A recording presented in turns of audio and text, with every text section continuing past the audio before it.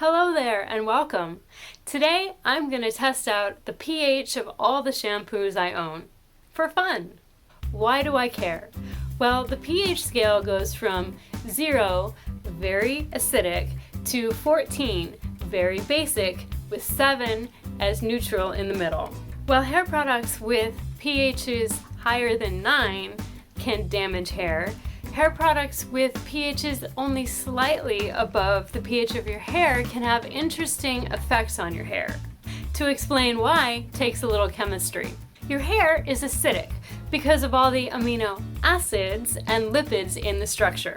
Its isoelectric point, or the point at which the hair has a net neutral charge, is 3.67. But first, did you know that water isn't always just water? In liquid water, the water molecules, or the H2O, break apart or dissociate into H and OH. The H, the hydrogen, has a positive charge, and the OH, the oxygen with the other hydrogen attached, has a negative charge. And then they join back up because opposites attract. In an acidic solution, there are a lot of extra hydrogens, and in a basic solution, there are a lot of extra OHs. If you put a solution or a shampoo with a higher pH than 3.67 on your hair, the extra OH negative molecules are going to steal the H's, the H pluses from your hair in order to make water. But this takes away positive charge from your hair, making it more negatively charged. So at any pH above pH 3.67, your hair is going to be negatively charged. And similar charges repel, like two magnets faced the wrong way. This makes frizz and tangling. And maybe you've experienced tangling and frizz when you just put plain water on your hair, which is pH 7, higher than the isoelectric point of hair. So that's why it's important to have lower pH hair products. Now, the optimal pH for shampoos is considered to be 5.5 or below because your scalp pH is 5.5. Anything higher could irritate it. Also, to balance out those charges in your hair we talked about. And also, like I mentioned, if a product has a higher pH than 9, it's going to strip the lipids out of your hair, which damages it. Now, this is just for fun. I'm not trying to knock on any brands if we find out that they have a high pH, because you can make up for having a high pH in your shampoo formulation by adding positively charged conditioning agents. These positively charged conditioning agents bind to your hair and help balance out those charges and eliminate frizz. These would be things like polyquats or cetrimonium chloride. Another way you can make up for using a high pH shampoo is by using a lower pH conditioner. So next time I'm going to be testing my conditioners. Alright, so I'm going to start out testing the pH of one of my favorite shampoos, the Free and Clear Medicated Anti-Dandruff Shampoo. I'm almost afraid to test it because I like it so much, and anti-dandruff shampoos are known to have higher pHs. So let's see. Alright, it looks like this one is between 6 and 7. It's kind of a light yellowish green.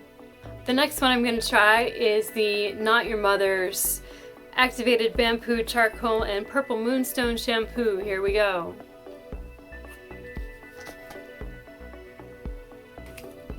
Alright, this one stayed more yellow, so I would call this one pH 6. A little bit better. Next, I'm going to try another favorite of mine for clarifying, the Neutrogena Anti-Residue Shampoo.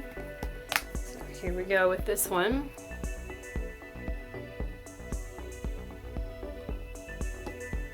My goodness, right away it's turning green. This one's turned between pH 7 and 8.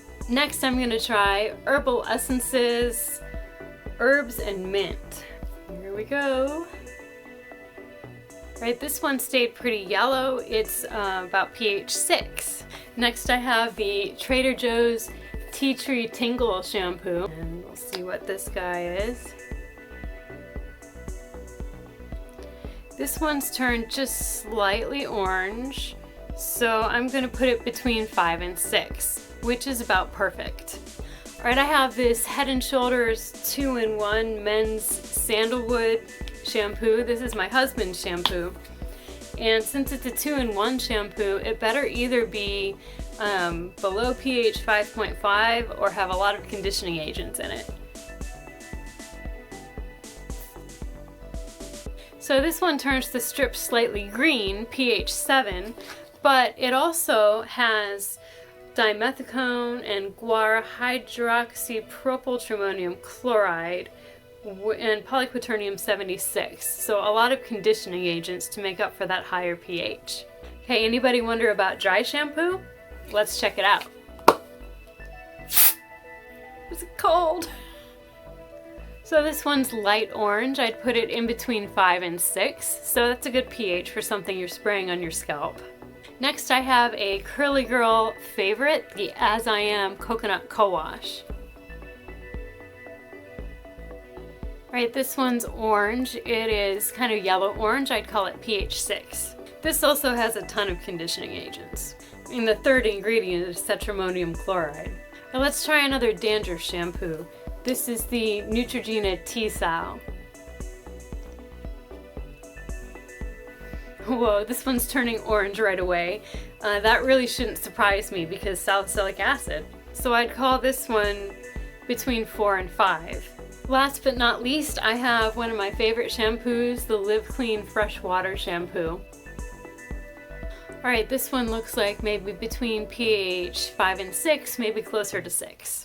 These pH test strips aren't super accurate, so don't go complaining to any of these shampoo brands. But just looking around at these test strips I have littered around my floor, most of the shampoos I tested, I'd say they were all between pH 7, 7.5, and pH 5, maybe 4.5 for the salicylic acid.